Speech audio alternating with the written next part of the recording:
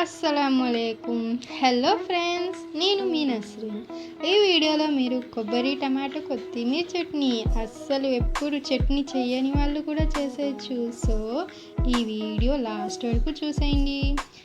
Oil వేడయ్యాక పచ్చిమిరపకాయలు గుప్పడి వేసుకోండి. ఆ తరువాత కొబ్బరిని ఇలా కట్ చేసుకొని వేసేసుకోండి. మేమైతే ఒక కొబ్బరి వేసుకున్నాం. మీకు ఎంత సరిపడా కావాలో అంత వేసుకోండి. ఇది బాగా వేగాలి. దీనికి టైం చాలా అయిపోయింది ఫ్రెండ్స్. అండ్ నా ఫస్ట్ వీడియో చూశారు కదా, రెస్పాన్స్ కూడా చాలా బాగా వచ్చింది ఫ్రెండ్స్. Thank you. అండ్ కలుపుతూ ఉండండి.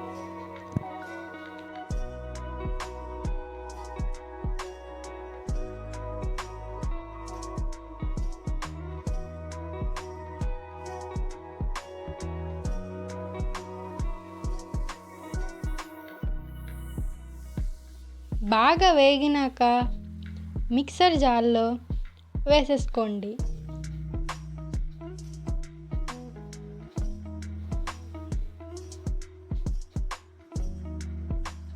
అందులోనే వెల్లుల్లి కొన్ని వేసుకోండి, జీలకర్ర కొద్దిగా, ఉప్పు కొద్దిగా వేసేసుకోండి. ఆ తర్వాత మిక్సీ పెట్టేసేయండి.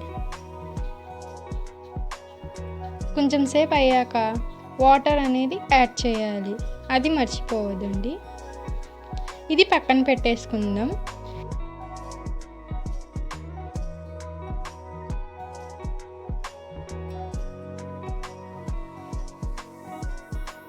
తాలింపులు చేయడానికి కరివేపాకు, ఎండిమిర్చి, జీలకర్ర, ఆవాలు వేసుకోండి. ఆయిల్లో బాగా ఫ్రై అవ్వాలి. మెయిన్గా ఇదే కదా, తాలింపులు వేస్తేనే కదా చూడ్డానికి బాగుంటుంది అండ్ టేస్ట్ కూడా చట్నీలో వచ్చేది. ఇది పక్కన పెట్టేసుకుందాం. ఒక 1/2 కిలో టమాటాలు కట్ చేసి ఆయిల్ వేడయ్యాక వేసేసుకుందాం. అందులోనే కొంచెం చింతపండు వేసేసుకుందాం.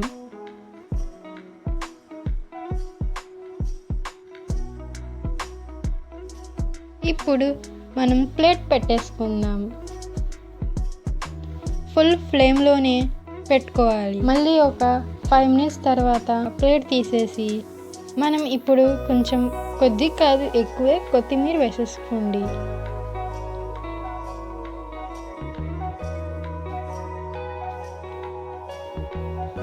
ఇవి వేసేసాక బాగా అటు ఇటు కలపండి.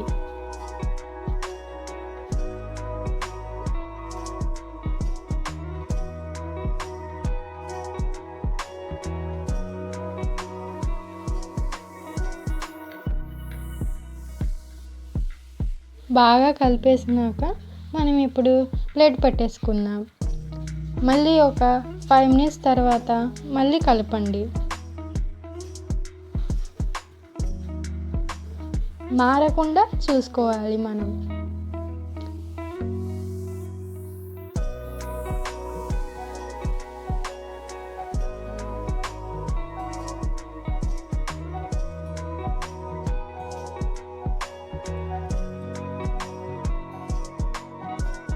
ఇప్పుడు మనం ఫ్లేమ్ని ఆఫ్ చేసేసేయండి.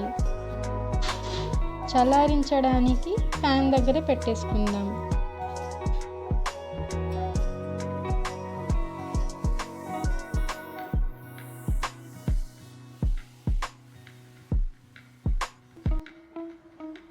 ఇందాక మిక్సీ చేసుకున్నాం, దాంట్లో వేసేసుకొని మళ్ళీ మిక్సర్ చేసేసుకుందాం.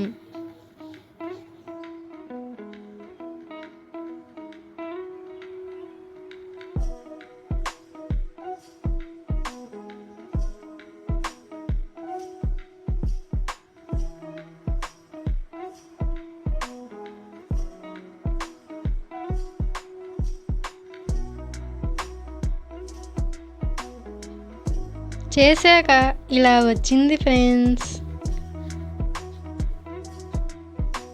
ఒక గిన్నెలో తీసేసుకుందాం.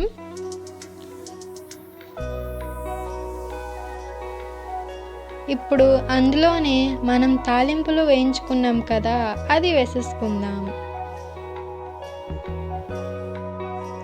చూసారా ఇప్పుడు ఎంత బాగుందో తాలింపులు వేసాక టేస్ట్ కూడా అబ్బా అనిపించింది. ఈ చట్నీని అన్నంలో ఇంకా టిఫిన్స్లో కూడా కలుపుకొని తింటే అసలు ఉంటుంది టేస్ట్, సూపర్ ఉంటుంది. ఇంకా మీరు కూడా ట్రై చేసేయండి, కామెంట్ చేయండి, షేర్ చేయండి, సబ్స్క్రైబ్ చేసుకోండి. Thank you so much. Bye bye.